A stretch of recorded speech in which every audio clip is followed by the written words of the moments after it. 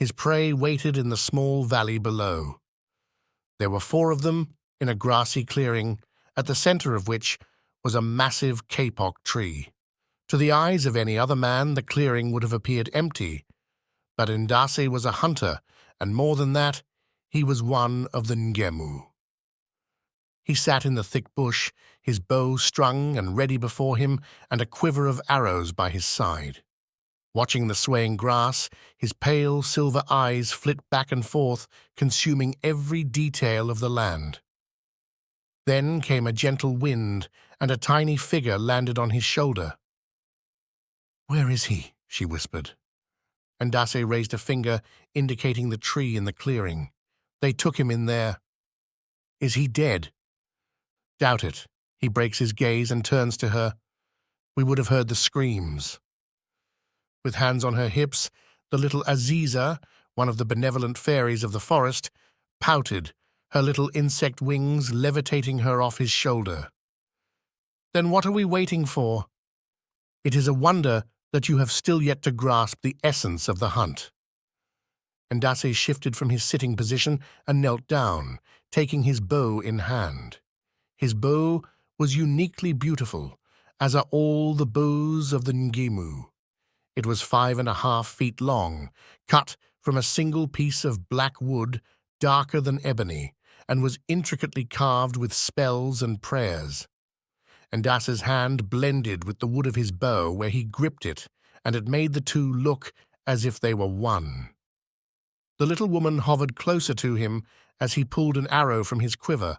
The arrow, too, was carved, but with symbols that no mortal mind could comprehend. As soon as he touched arrow to string, his quarry appeared from a cave-like hollow in the twisted roots of the kapok tree. The creature that emerged into the clearing had the general shape of a man, only it was several times larger than any man who had ever lived, purple-skinned and a mane of green hair around its head. As it stepped into the sun, blinking the many eyes that lined its body, it bellowed a roar that woke the forest. The birds took to the air, the slitherers abandoned their dens, and in the clearing 4 much smaller figures stood up from within the grass. They were red-skinned with grass in place of hair, bodies painted with clay and adored in bones. They howled like monkeys in response to their leader's cry. Ndasse paused for a moment, his arrow still nocked. "What manner of devil is that?" The aziza floated forward as if to get a better look. "An agbako, bane of all hunters. They haunt the deepest layers of the forest." "Then why is it here?" Ndasse asked. The little woman shook her head. "I don't know. I've also never seen them leading a pack of a loco before." "Huh? Strange," were his only words before he raised his bow, pulled back on the string, and fired.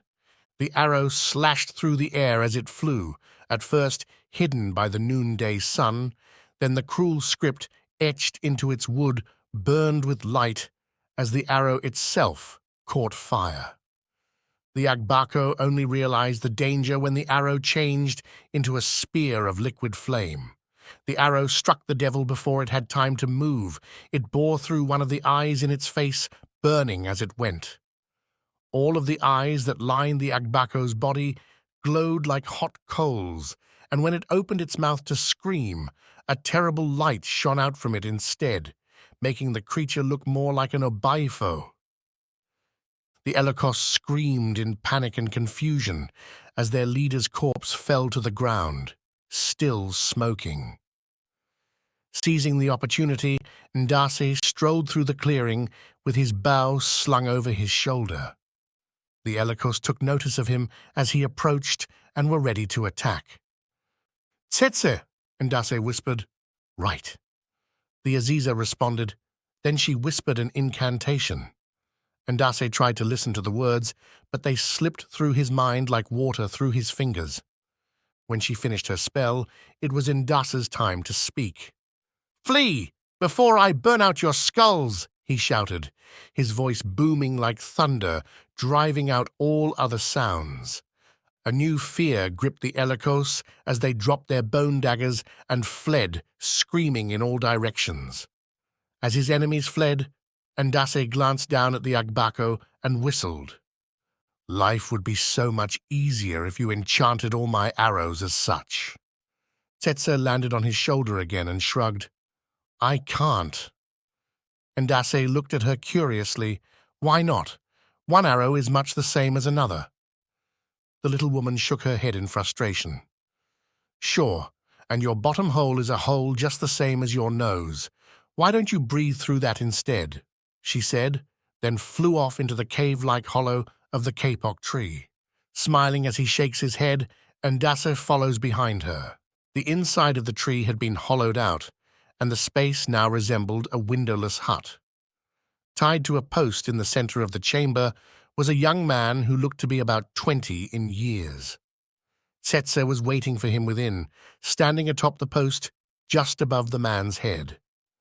When he entered, the prisoner looked up and immediately began to struggle against his binds. The man's eyes bulged and sweat beaded his dark skin.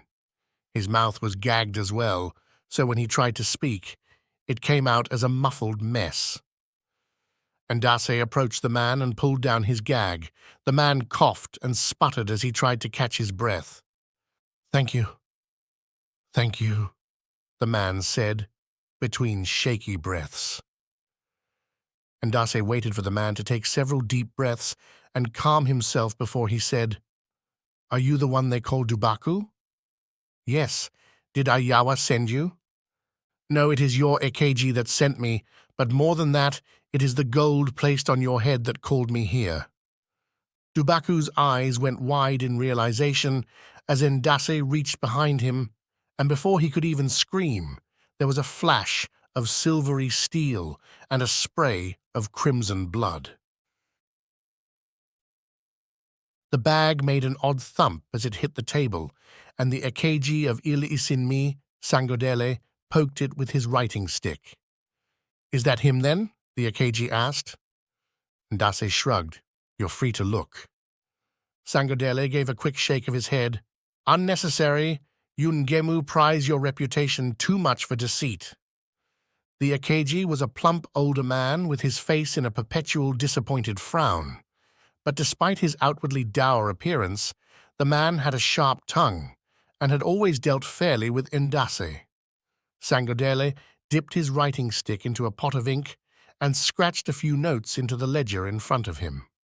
Setting his book aside, he reached down for something under his desk. When he brought his hand back up, he tossed a small pouch onto the desk. Ndasse picked up the pouch and held it in his palm admiringly, before tying it onto his waist. He turned to leave then, and as he was walking away, Sangodele called out to him. Not going to check? The older man asked. You are wiser than that, Ndasse said, without breaking stride. The Ekeji came to his feet then. A moment, Ndasse. The hunter pauses with one hand on the door. Is this truly all you desire? Sangodele asked. Ndasse hefts the pouch of gold in his palm. You mean to offer me more gold? I mean to offer you purpose, something more from life than your base desire. Ndasse turned his head and arched an eyebrow. The older man moved from behind the desk and walked to the center of the room. Join my guard, be my strong right hand, pledge your life and talents to the Alafin and the kingdom of Ilamuisa.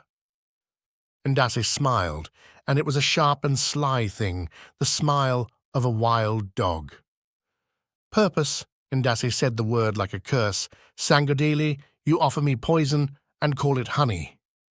The Ekeji's frown deepened, but Ndasse went on, Eating, shitting, and fucking may not be some divine destiny given by the gods, but... Ndasse paused and threw open the door. A warm wind and dust blew in from the exterior courtyard, stirring Ndasse's robes around him. They are far more worthy pursuits than the gilded fetters you offer, Ndasse said, then stepped out into the yard. And where do you go now, then? Sangodele called after him. This time Ndasse did not turn back or even stop, to find purpose in a city where the men remember that they are men and their knees do not fold like grass.